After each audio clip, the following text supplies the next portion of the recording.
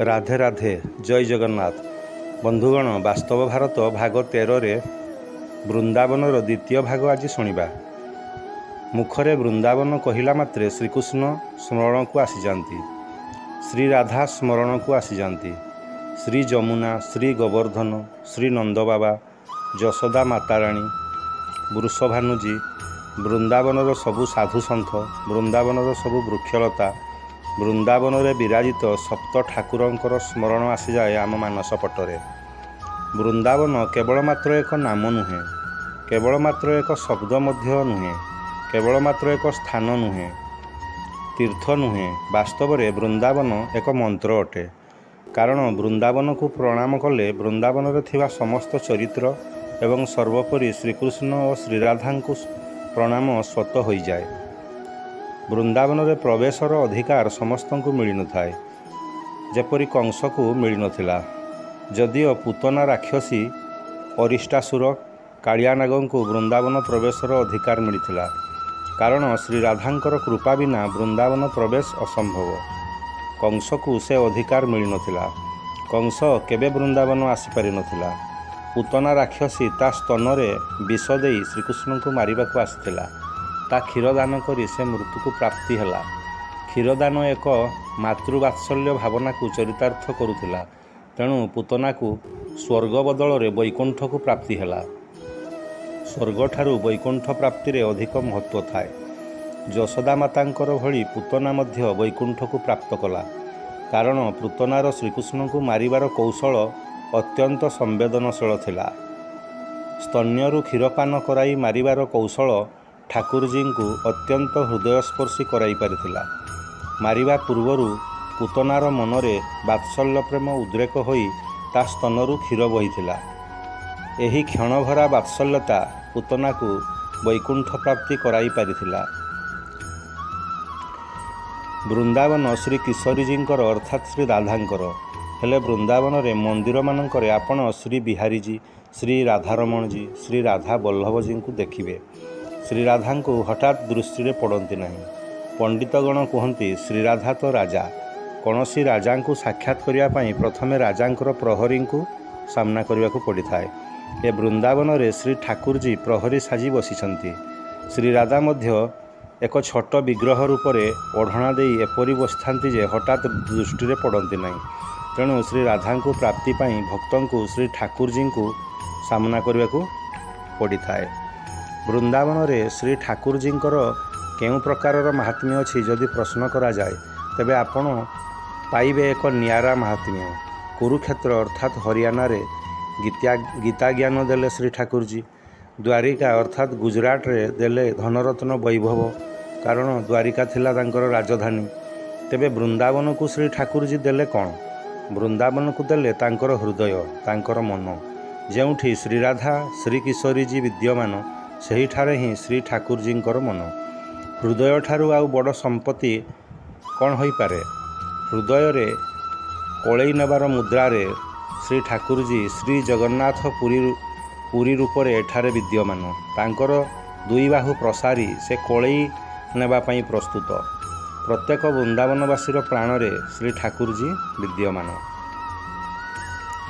वृंदावन रे गोपेश्वर महादेवंकर महिमा गान करा जाए। स्वयं महादेव जेतेबेले रासलीला देखापी व्याकुल होई वृंदावन रे पहुँचिले सेबे तांकु अनुमति मिलानी। निजकू जड़े गोपी बा नारी वेश धारण करी गोपन रे रासस्थली को जीवाकू पड़िला। तेणु वृंदावन रे तांकर नाम हैला श्री गोपेश्वर महादेव।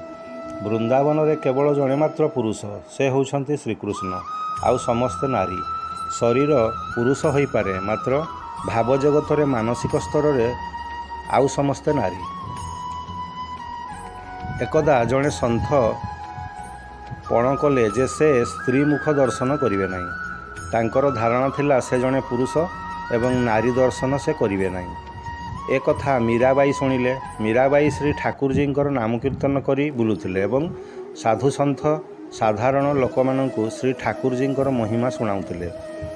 मीरा जाई पहुँचिले से सन्थंक पाखरे जे नारी मानकु दर्शन देउनथिले। तांको शिष्य माने मीराबाई को दर्शनर अनुमति देले नहीं। मीराबाई शिष्य मानकु कहिले ଆରେ ବା, ମୁଁ ତ ଜାଣିଛି ଏ ସଂସାରରେ ଜଣେ ମାତ୍ର ପୁରୁଷ, ଆଉ ସେ ହେଉଛନ୍ତି ଶ୍ରୀମନ୍ନାରାୟଣ ଶ୍ରୀକୃଷ୍ଣ। ଏ ବୃନ୍ଦାବନରେ ସ୍ୱୟଂ ମହାଦେବ ଗୋପୀ ସାଜି ବସିଛନ୍ତି ଏବଂ ରାସଲୀଳାର ସ୍ୱାଦ ଆସ୍ୱାଦନ କରୁଛନ୍ତି। ଆପଣଙ୍କ ଗୁରୁ ନିଜକୁ ପୁରୁଷ ଭାବୁଛନ୍ତି, ଏହା ମୂଢ଼ତା ନୁହେଁ ତ? ଆଉ କ'ଣ? ଏପରି କହି ମୀରାବାଇ ସେଠାରୁ ଚାଲି ଯାଇଥିଲେ। ଏହା ଶୁଣି ଶିଷ୍ୟଗଣ ଗୁରୁଙ୍କୁ ସବୁ ଜଣାଇଲେ। ଗୁରୁଙ୍କର ଭୁଲ ଧାରଣା ତତ୍କ୍ଷଣାତ୍ ଦୂରେଇଗଲା। ଶ୍ରୀକୃଷ୍ଣ ଯେ ଏକମାତ୍ର ପୁରୁଷ, ବାକି ସବୁ ପ୍ରାଣୀ ନାରୀ, ଏହା ମୀରାବାଇ ତାଙ୍କୁ ହୃଦବୋଧ କରାଇ ପାରିଥିଲେ। ଗୁରୁଜୀଙ୍କର ଦ୍ୱିବିଧା ଦୂର ହୋଇଯାଇଥିଲା। ତତ୍କ୍ଷଣାତ୍ ମୀରାବାଇଙ୍କୁ ଡକାଇ ତାଙ୍କ ଦର୍ଶନ ଦେଇଥିଲେ। ତାଙ୍କ ବେନି ଚକ୍ଷୁରୁ ଆନନ୍ଦାଶ୍ରୁ ଝରି ପଡ଼ିଥିଲା। ଭୁଲକୁ ସୁଧାରି ନେଇଥିଲେ ଗୁରୁଜୀ। ମୀରାବାଇ ହେଉଛନ୍ତି ପ୍ରଥମ ନାରୀ ଯାହାକୁ ଦେଖି ଗୁରୁଜୀ ତାଙ୍କର ବ୍ରତକୁ ସମାପ୍ତ କରିଥିଲେ। ଏପରି ମାହାତ୍ମ୍ୟ ଏ ବୃନ୍ଦାବନରେ ରହିଛି। ବୃନ୍ଦାବନରେ ଦୁଇଟି ରୂପ ଅଛି, ଗୋଟିଏ ପ୍ରକଟିତ ହେଉଅଛି ଏବଂ ଅନ୍ୟଟି ଅପ୍ରକଟ ରହୁଛି।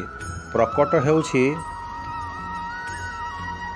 ହେଉଛି ବହୁତ ପୁରୁଷ ଶରୀର, ମାତ୍ର ବାସ୍ତବରେ ଶ୍ରୀ ଠାକୁରଜୀ ଜଣେ ମାତ୍ର ପୁରୁଷ। ଶ୍ରୀ ଠାକୁରଜୀ ହେଉଛନ୍ତି ପୁରୁଷ, ବାକି ସମସ୍ତେ ଗୋପୀ। ଗୋପୀର ଅର୍ଥ ହେଉଛି ସ୍ତ୍ରୀ ବେଶକୁ ବୁଝାଏ ନାହିଁ। ଗୋପୀର ପ୍ରକଟ ରୂପ ହେଉଛି ନାରୀ, ମାତ୍ର ଗୋପୀର ଅପ୍ରକଟ ରୂପଟିକୁ ବୁଝିବା ଆବଶ୍ୟକ। ଜଣେ ନାରୀ ହେଉ ବା ପୁରୁଷ, ତାର ପ୍ରତ୍ୟେକ ଇନ୍ଦ୍ରିୟରେ ଶ୍ରୀକୃଷ୍ଣଙ୍କୁ ପାଇବାର ଅଭିଳାଷା ରଖୁଥିବ।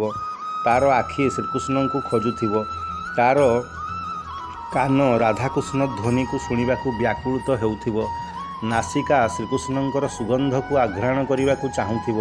ମୁଖ ତାଙ୍କର ପ୍ରସାଦକୁ ପାଇବା ପାଇଁ ଅଧୀର ହେଉଥିବ। ହାତ ତାଙ୍କର ନାମ ସଂକୀର୍ତ୍ତନର କରତାଳି ପାଇଁ ବ୍ୟାକୁଳିତ ହେଉଥିବ। ଅର୍ଥାତ୍ ପ୍ରତ୍ୟେକ ଇନ୍ଦ୍ରିୟ ଶ୍ରୀକୃଷ୍ଣଙ୍କୁ ପାଇବା ପାଇଁ ବ୍ୟାକୁଳିତ। ସେଭଳି ମନୁଷ୍ୟଙ୍କୁ ଗୋପୀ କୁହାଯାଏ। ଏ ଭାବ ଶ୍ରୀ କିଶୋରୀଜୀଙ୍କର କୃପାରୁ ହିଁ ସମ୍ଭବ ହୋଇପାରେ। ଶ୍ରୀ କିଶୋରୀଜୀ ହୃଦୟରେ ବିରାଜମାନ କରିଗଲେ ପ୍ରତ୍ୟେକ ମନୁଷ୍ୟ ନିଜକୁ ଜଣେ ଗୋପୀ ରୂପରେ ଆବିଷ୍କାର କରିପାରେ। କଂସ ବୃନ୍ଦାବନରେ ପଶିବାର ଅନୁମତି ପାଇନଥିଲା, ମାତ୍ର ଆସୁରିକ ପ୍ରବୃତ୍ତି ବଶତଃ ବଳପୂର୍ବକ ବୃନ୍ଦାବନ ମାଟିରେ ପାଦ ଦେଲା। ମାତ୍ର ତାର ଶରୀର ହଠାତ୍ ଏକ ନାରୀ ବେଶ ଧାରଣ କଲା, ଏକ ଅସୁନ୍ଦରୀ ନାରୀ ରୂପକୁ ପ୍ରାପ୍ତ କଲା। ଏହା ଦେଖି କଂସ ବିଚଳିତ ହୋଇ ଉଠିଲା। ଏଭଳି ବେଶରେ ମଥୁରା ଫେରିବା ଅସମ୍ଭବ। ତେଣୁ ଗୁରୁଦେବ ନାରଦଙ୍କର ଶରଣ ପଶିଲା। ନାରଦ ଏ ସଙ୍କଟରୁ କଂସକୁ ମୁକୁଳାଇବାକୁ ଏକ ଉପାୟ ବତାଇଲେ କି କଂସ ନାରୀ ରୂପରେ କିଛି ଦିନ ବୃନ୍ଦାବନରେ ରହୁ, ଗୋବର ଗୋଟାଉ, ଗୋବରକୁ ଶୁଖାଇ ଗୋବର ଘଷି ବନାଉ, ଅନ୍ୟର ଗୋବର ଘଷିକୁ ଚରାଇ ନେଉ।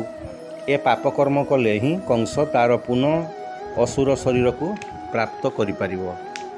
ତେଣୁ ବୃନ୍ଦାବନରେ ସମସ୍ତେ ନାରୀ ଏବଂ ଏହା ମଧ୍ୟ କଂସ କରିଥିଲା ଏବଂ ନିଜର ଆସୁରିକ ଶରୀରକୁ ପ୍ରାପ୍ତ କଲା ଏବଂ ବୃନ୍ଦାବନକୁ ଫେରିଥିଲା। ଶ୍ରୀକୃଷ୍ଣ ଏକମାତ୍ର ପୁରୁଷ, ବାକି ସମସ୍ତେ ନାରୀ। ଏ ବୃନ୍ଦାବନକୁ ଯିବାର ସ୍ଥାନ ନୁହେଁ, ଏହାକୁ ପ୍ରାପ୍ତି କରିବାର ମଧ୍ୟ ସ୍ଥାନ ନୁହେଁ। ଅପ୍ରକଟ ରୂପରେ ଯେଉଁଠାରେ ଗୋପୀମାନେ ଏକତ୍ରିତ ହୋଇଯାଆନ୍ତି, ସେ ସ୍ଥାନ ବୃନ୍ଦାବନ ପାଲଟିଯାଏ। ମନ, ବଚନ, କର୍ମ, ଭାବନା ଓ ବୁଦ୍ଧିରେ ଶ୍ରୀ ଠାକୁରଜୀ ବସି ରହିଥାନ୍ତି। ତାହା ହିଁ ବୃନ୍ଦାବନକୁ ପ୍ରାପ୍ତି କରିବାକୁ ବୁଝାଏ। ତେବେ ବୃନ୍ଦାବନକୁ କିପରି ପ୍ରାପ୍ତ କରାଯାଇପାରେ, ତାହା ଆଲୋଚନା ପ୍ରସଙ୍ଗ ଅଟେ। ଏ ଜନ୍ମରେ ବୃନ୍ଦାବନ ତଥା ଆସୁଥିବା ଜନ୍ମରେ ମଧ୍ୟ ବୃନ୍ଦାବନ ପ୍ରାପ୍ତି କିପରି ସମ୍ଭବ, ତାହା ମଧ୍ୟ ଆଲୋଚନାର ବିଷୟ। ହରିରାମ ଦାସ ଶ୍ରୀକୃଷ୍ଣ ଭକ୍ତ କୁହନ୍ତି, ବୃନ୍ଦାବନ ଅନୁଭବର ବିଷୟ। ଯେତେ କହି ଶୁଣାଇଲେ ମଧ୍ୟ ବୃନ୍ଦାବନକୁ ପ୍ରାପ୍ତ କରିହୁଏ ନାହିଁ। ଯେପରି ମିଠା ପ୍ରସଙ୍ଗ। ଏ ମିଠା ବହୁତ ସୁନ୍ଦର। କେତେ ମିଠା ନା ଚିନି ଭଳି ମିଠା, ଆଖୁ ଭଳି ମିଠା। ଏସବୁ ଆଲୋଚନା କେବଳ ଆମେ ଶୁଣିପାରୁ, ମାତ୍ର ମିଠା ଖାଇଲେ ହିଁ ମିଠାଟିର ଅନୁଭୂତି ଆମକୁ ଆସିଥାଏ। ଠିକ୍ ସେମିତି ବୃନ୍ଦାବନକୁ ଆସି ନିଜ ଅନୁଭବ କଲେ ହିଁ ବୃନ୍ଦାବନକୁ ପ୍ରାପ୍ତ ହେବା ସମ୍ଭବ ହୋଇଥାଏ। ଏ ବାବଦରେ ରସ ଖାନଙ୍କର କଥା କୁହାଯାଇପାରେ। ରସ ଖାନ ମୁସଲମାନ କୂଳରେ ଜନ୍ମ ନେଇଥିଲେ। ତାଙ୍କର ଗୋଟିଏ ଅଭ୍ୟାସ ଥିଲା ସୌନ୍ଦର୍ଯ୍ୟର ଗୁଣଗାନ କରିବା। ସୌନ୍ଦର୍ଯ୍ୟର ଉପାସକ। କୌଣସି ସୁନ୍ଦର ଜିନିଷ ବା କୌଣସି ସୁନ୍ଦର ପ୍ରାଣୀକୁ ଦେଖିଲେ ସେ ବିମୋହିତ ହୋଇ ଗୁଣଗାନ କରୁଥିଲେ। ଥରେ ଶ୍ରୀ ବିଷ୍ଣୁ ଶ୍ରୀ ଠାକୁରଜୀଙ୍କର ସୁନ୍ଦର ଗୁଣ ଓ ସୁନ୍ଦର ରୂପର ଗୁଣଗାନ ଶୁଣିବାକୁ ପାଇଲେ ଗୋଟିଏ ବୈଷ୍ଣବ ମଣ୍ଡଳୀ ସଭାରେ। ଏପରି ଅଦ୍ୱିତୀୟ ସୌନ୍ଦର୍ଯ୍ୟ କ'ଣ ବାସ୍ତବରେ ଏ ପୃଥିବୀରେ ସମ୍ଭବ? ଏହା ରସ ଖାନଙ୍କୁ ଗଭୀର ଭାବରେ ପ୍ରଭାବିତ କଲା। ଶ୍ରୀକୃଷ୍ଣଙ୍କର ସୁଢ଼ଳ ନେତ୍ର, ଏମିତି ନାକ, ଏମିତି ଓଠ, ଏମିତି ବାହୁ, ଏମିତି ଠାଣି, ଏମିତି ଚାଲି ଇତ୍ୟାଦି ଇତ୍ୟାଦି। ଏମିତି ସୁନ୍ଦର ପୁରୁଷ କ'ଣ ସତରେ ସମ୍ଭବ? ଏ ପ୍ରଶ୍ନ ରସ୍ ଖାନ୍କୁ ବ୍ୟଥିତ କରି ପକାଇଲା। ରସ୍ ଖାନ୍ ରାଜକର୍ମଚାରୀ ଥିଲେ। ଆଗ୍ରାରୁ ଇନ୍ଦ୍ରପ୍ରସ୍ଥକୁ ସେ ଯାଉଥିଲେ। ହଠାତ୍ ଶ୍ରୀ କିଶୋରୀଜୀଙ୍କ କୃପାରୁ ରସ୍ ଖାନ୍ଙ୍କର ବୃନ୍ଦାବନ ଆଗମନ ହୋଇଥିଲା। ରସ୍ ଖାନ୍ ବୃନ୍ଦାବନ ଆସି ଶ୍ରୀ ଠାକୁରଜୀଙ୍କୁ ସ୍ୱଚକ୍ଷୁରେ ଦେଖି ତାଙ୍କ ସୌନ୍ଦର୍ଯ୍ୟରେ ବିମୋହିତ ହୋଇଗଲେ। ସେ ଯାହା ଶୁଣିଥିଲା ଶ୍ରୀ ଠାକୁରଜୀ ଶ୍ରୀକୃଷ୍ଣ ଯେ ତାଠାରୁ ମଧ୍ୟ ସୁନ୍ଦର। ଭାବସାଗରରେ ବୁଡ଼ିଗଲା ରସ୍ ଖାନ୍। ସେ ନିଜକୁ ଭୁଲିଗଲେ ଯେ ସେ ଆଗ୍ରାର ସେନାପତି ଏବଂ ସେ ଜଣେ ରାଜକର୍ମଚାରୀ। ଆଗ୍ରାର ରାଜା ଖୋଜି ଖୋଜି ଆସି ବୃନ୍ଦାବନରେ ପହଞ୍ଚିଗଲେ ଏବଂ ରସ୍ ଖାନ୍କୁ ଭାବ ସମୁଦ୍ରରେ ବୁଡ଼ି ଯାଇଥିବାର ଦେଖିଲେ। ରାଜା ଚେଷ୍ଟା କଲେ ରସ୍ ଖାନ୍କୁ ତାର ବାସ୍ତବ ପରିଚୟ ଦେବାକୁ, ହେଲେ ରସ୍ ଖାନ୍ ସବୁ ପାସୋରି ଯାଇଥିଲେ। ସବୁଦିନ ପାଇଁ ରସ୍ ଖାନ୍ ଶ୍ରୀ ଠାକୁରଜୀଙ୍କର ହୋଇଯାଇଥିଲେ।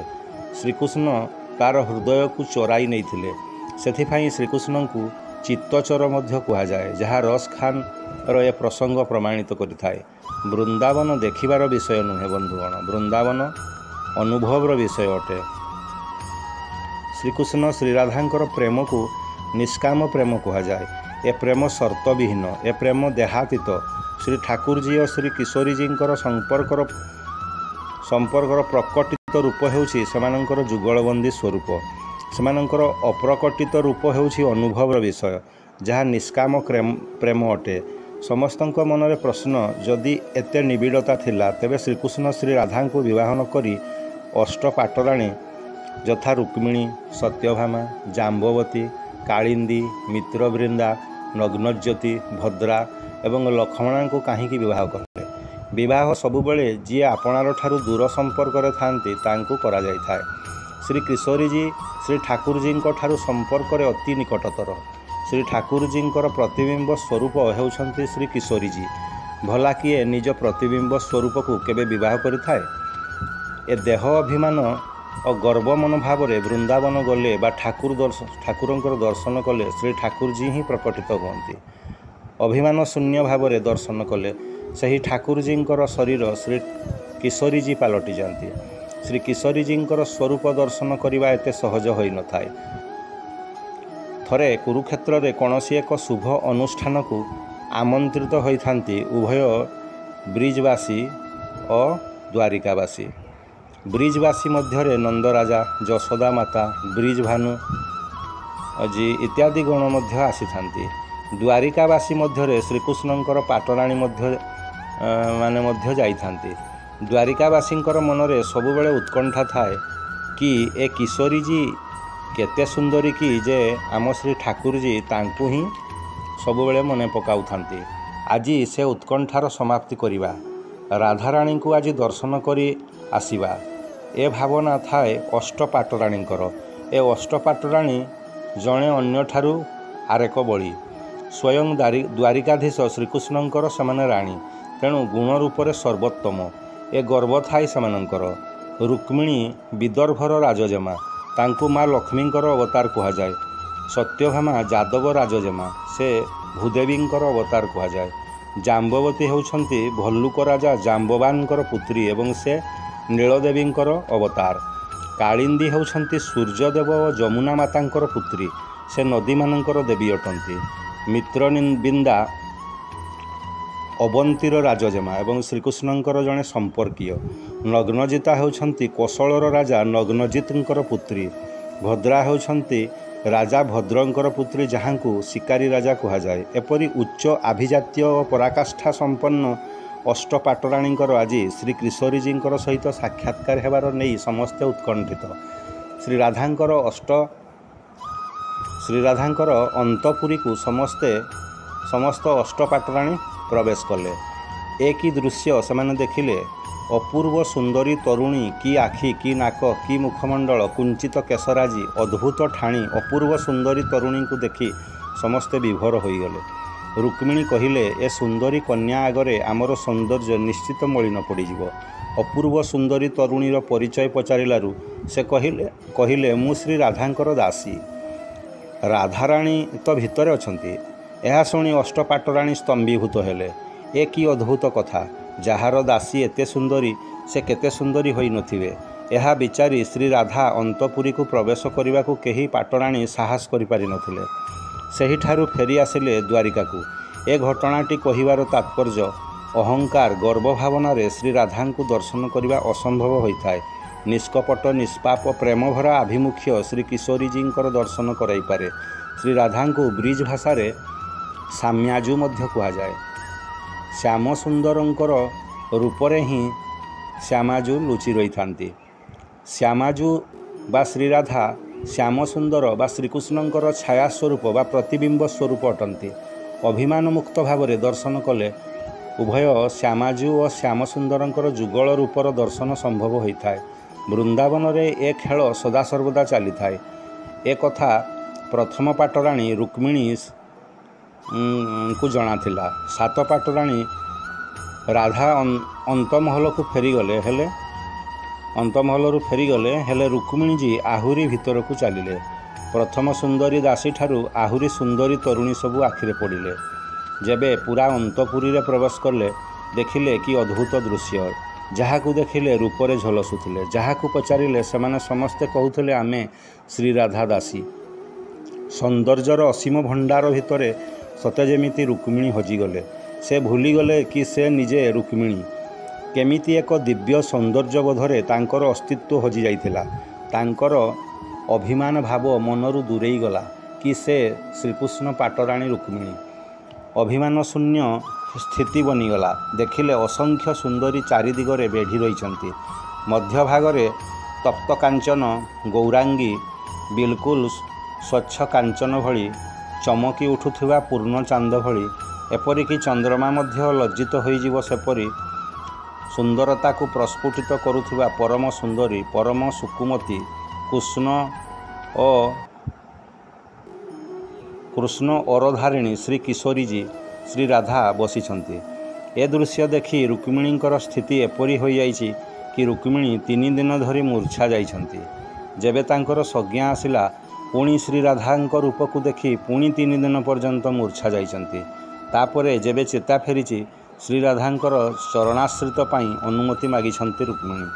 ତେଣୁ ବୃନ୍ଦାବନର ସାମ୍ୟାଜୁ ଅର୍ଥାତ୍ ଶ୍ରୀ କିଶୋରୀଜୀ ଅର୍ଥାତ୍ ଶ୍ରୀ ରାଧାଙ୍କର ମହିମା ଏହିପରି। ବନ୍ଧୁଗଣ, ବେଳେବେଳେ ମନରେ ବିଚାର ଆସେ କି ଶ୍ରୀକୃଷ୍ଣ ଶ୍ରୀରାଧାଙ୍କୁ ବ୍ରଜରେ ଛାଡ଼ି ଚାଲି ଆସିବାର କାରଣ ଥିଲା କି ଜୀବଜଗତର କଲ୍ୟାଣ ପାଇଁ। ଶ୍ରୀରାଧାଙ୍କର ରୂପ, ଶ୍ରୀରାଧାଙ୍କର ଭାବ, ଶ୍ରୀରାଧାଙ୍କର ଗୁଣ, ଶ୍ରୀରାଧାଙ୍କର ଭକ୍ତିର ବଳୟ ମଧ୍ୟରେ ସାଧାରଣ ମନୁଷ୍ୟର ପ୍ରବେଶ ଅତ୍ୟନ୍ତ କଠିନ। ଯେଉଁ ମାନବ ରସଯୁକ୍ତ ଭାବରେ ଭକ୍ତିରସରେ ଉବୁଡୁବୁ ହେଉଥିବ ସେ ହିଁ ଶ୍ରୀରାଧାଙ୍କୁ ଜାଣିପାରିବ। ରୁକ୍ମିଣୀଙ୍କର ଦଶା ସେଇଆ ନଥିଲା। ସେ ଶ୍ରୀରାଧାଙ୍କର କେବଳ ଏକ ଝଲକ ପାଇଁ ମୂର୍ଚ୍ଛିତ ହୋଇପଡ଼ିଥିଲେ।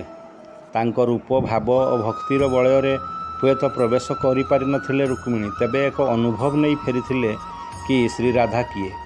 ଯେବେ ଶ୍ରୀରାଧାଙ୍କର ମହଲରୁ ବାହାରକୁ ଆସିଲେ ଅନ୍ୟ 7 ପାଟରାଣୀ ଉତ୍କଣ୍ଠିତ ହୋଇ ପଚାରିଲେ ଶ୍ରୀରାଧା କେମିତି?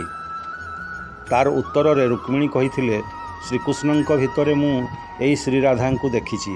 ଶ୍ରୀକୃଷ୍ଣ ଯେବେ ଦିବସ ଶେଷ ଏବଂ ରଜନୀ କାଳରେ ଥକା ଭାବକୁ ନେଇ ଦେହରୁ ବସ୍ତ୍ର ଉତାରି କୁଞ୍ଚିତ କେଶକୁ ମୁକୁଳା କରି ଶୟନ ମୁଦ୍ରାରେ ଚାଲିଯାଆନ୍ତି, ଠିକ୍ ସେତେବେଳେ ଶ୍ରୀକୃଷ୍ଣଙ୍କର ସ୍ୱରୂପ ଏକ ନାରୀ ରୂପ ଧାରଣ କରେ, ଠିକ୍ ଶ୍ରୀରାଧାଙ୍କ ଭଳି। ପାର୍ଥକ୍ୟ ହେଉଛି ଶ୍ରୀକୃଷ୍ଣ ନୀଳବର୍ଣ୍ଣା ମାତ୍ର ଶ୍ରୀରାଧା ଗୌରବର୍ଣ୍ଣା। ଏଭଳି ଥିଲା ରୁକ୍ମିଣୀଙ୍କର ବର୍ଣ୍ଣନା କି ଶ୍ରୀରାଧା କିପରି।